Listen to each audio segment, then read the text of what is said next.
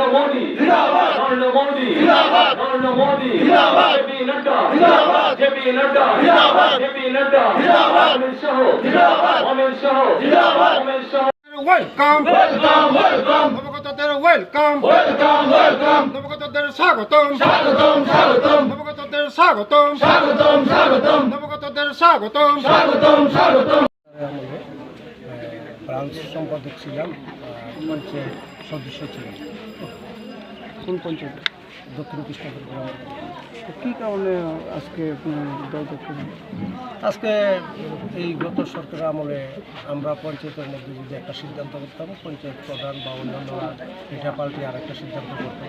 তাই আমার জনগণের স্বার্থে, যেহেতু আমি পঞ্চায়েত একটা সদস্য হলাম, যদি জনগণের কাজই না করতে পারি তাহলে আমি কী করে পঞ্চায়েতের কাজ করবো? এই জন্য আমি পঞ্চায়েতের যে দায়িত্ব ছেড়ে বাস আমি চলে বাড়িতে এসে গেছি। এখন কি মনে করছেন, বিজেপিতে আসার পর কি জনগণের জন্য কাজ করতে পারবেন? এখানে আমাদের মাননীয় মন্ত্রী মহোদয় এবং বিজনদা, তা ওনাদের সাথে আমি দীর্ঘ কয়েকবারই কথাবার্তা বলেছি এবং ওনারা আমাকে আশ্বাস দিয়েছেন যে আমাদের এলাকা, আমার ব্যক্তিগত কোনো স্বার্থে না, আমি শুধু চাই আমার এলাকার স্বার্থে, এমনকি আমাদের যে মাইনরিটির যে শ্রেণী আছে, মাইনরিটির লোকদের স্বার্থে, যাতে আমাদের এই এলাকার মধ্যে উন্নত হয়, এই উন্নয়নের স্বার্থে আমি এই দলের পেছনে কাজ করতে চাই, নিজের স্বতঃস্ফূর্তভাবে। এমনকি আজকে আমার সাথে যারা এখানে জয়েন হয়েছেন, এই 239 পরিবার ভোটার, পাশাপাশি আরও কিছু পরিবার রয়ে গেছেন, ওনাদের সাথে আমি যোগাযোগ করতে পারি না, ওনারাও আশ্বাস দিয়েছেন আমার সাথে আসবে, কাজ করবে। তাই আমি এখানে মন্ত্রী মহোদয় এবং বিজনদা ওনাদেরকে আমি একটা আশ্বাস দিতে চাই যে ওনারা যদি আমাকে সাহায্য করেন, ভবিষ্যতে লোকসভা সামনের যে বিধানসভা, ওই সম্পূর্ণ দিক থেকে আমি আমার আপ্রাণ চেষ্টা করব যাতে এই ভারতীয় জনতা পার্টিকে এগিয়ে নেওয়া যায় এবং নরেন্দ্র মোদী এই গভর্নমেন্টকে যাতে আরও শক্তিশালী করা যায়, তার স্বার্থে তার পক্ষে আমি কাজ করব। তিনি 29 নম্বর নিয়ে 13 নম্বর ভোট, 13 নম্বর বুথ তিনি 22 গড়িয়া তাকুক মুজিবর নি নুকুঙ্গ তিনি কাছে যোগদান সভা, তিনি 46 পরিবার নিয়ে 239 ভোটার তিনি থুরুক দফানি মাইনরিটি দফানি যত্ন তিনি বিজেপিও ফাইবেকা বেলায় খুশি তিনি তংথংমানি দিন বিনি নখালাও তিনি যোগদান সভা খায়। আগামী দিনও বড় বলছেন ইয়াক বা ইয়াক মিলকে সামং তাंनाय বড় থুরুক দফা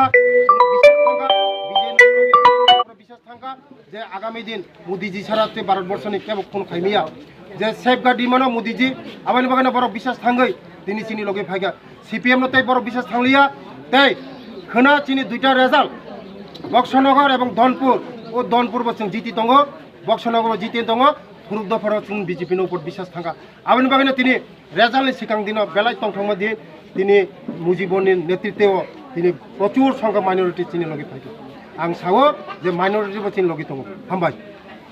नमस्कार सब साংবাদিক বন্ধুদেরকে खुलुमकर हामबाय धन्यवाद। आज के एक खुशिर खबर खुशिर दिन आज के मुजिबुर रहमानेर नेतृत्वे आज के 29 13 नम्बर बुथेर मध्य मुजिबुर रहमानेर बासभवने आज के एक योगदान सभा योगदान सभार मध्य आज के 46 परिवारेर 239 भोटार शुधु माइनरिटी दीर्घ दिनेर सीपीएम पूरा आज के त्याग करे सीपीएम त्याग करे आमादेर मोदीजिर नेतृत्वे आमादेर बीजेपीते ओरा शामिल हुए। आगामी 2024 लोकसभार जे इलेक्शन এই মোদিজির নেতৃত্বে ভারতবর্ষকে আরবার নেতৃত্ব দেবে তার জন্য ওরা চেয়েছে, ওরা দেখেছে যে মোদিজির নেতৃত্বে ভারতবর্ষে উন্নতি হয়েছে, মোদিজির নেতৃত্বে এই ত্রিপুরা উন্নতি হয়েছে।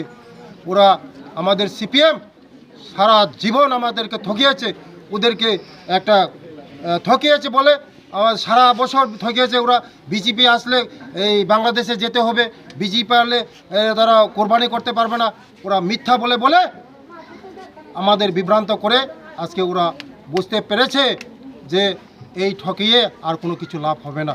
তাই আগামী দিন আজকে 7 তারিখ, আগামীকাল 8 তারিখ দুটা উপনির্বাচনের রেজাল্ট আমাদের পক্ষে আছে, বক্সনগর এবং ধনপুর। এটা আমরা প্রচুর সংখ্যায় আমরা জিতে যাচ্ছি। তাই আজকে খুশির দিন। আমি যারা এসেছে তাদেরকে আমি ধন্যবাদ জানাই এবং স্বাগতম জানাই। আগামী দিন আমাদের কৃষ্ণপুরের মধ্যে বলতে বিরোধী বলতে কেউ থাকবে না, শুধু মোদিজি ছাড়া কোনো থাকবে না। তাই ভারতবর্ষের মধ্যে মোদিজি 2024-এর নেতৃত্বে দিচ্ছে। আর একবার ত্রিপুরা রাজ্যেও সবাই দুটা সিটে আমাদের জিতে যাবে 2024-এ।